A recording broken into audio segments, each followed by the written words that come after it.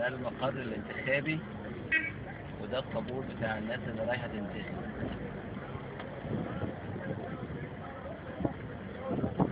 ودي ماشيين بالعربية بتصور الطابور.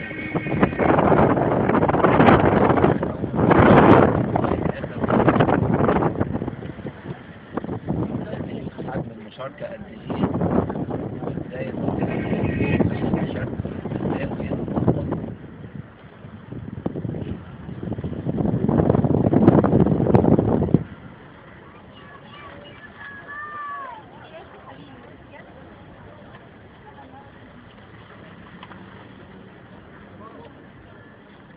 الصورة تغني عن أي كلام.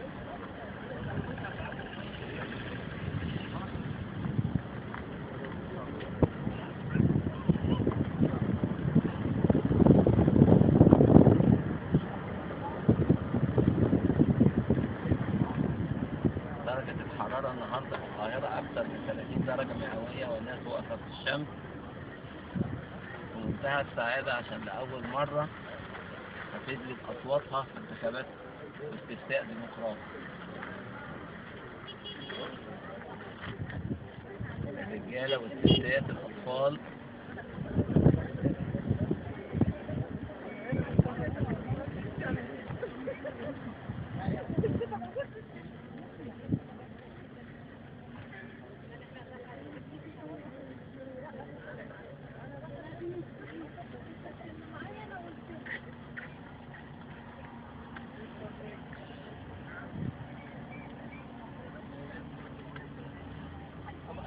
بتغدوا من كانتين ولا حاجة؟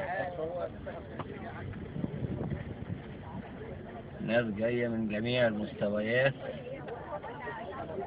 ومن جميع الأعمار.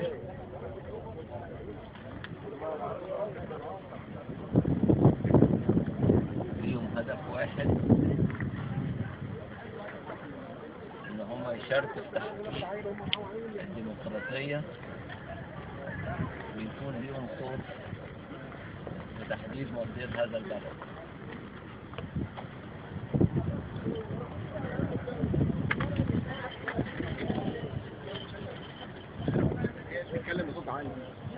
هنا هو شايفين دخل المدرسة ودخل المقر الانتخابي.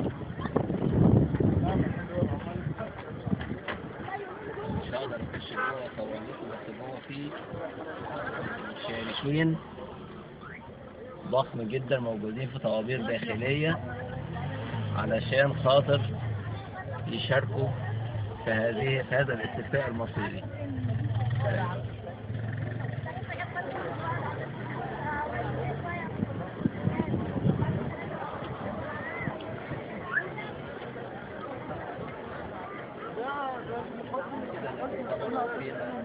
لفة كاملة حوالين المبنى بتاع المقر الانتخابي.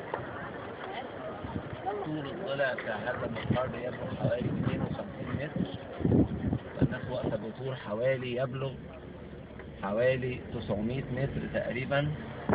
طابور أطول طابور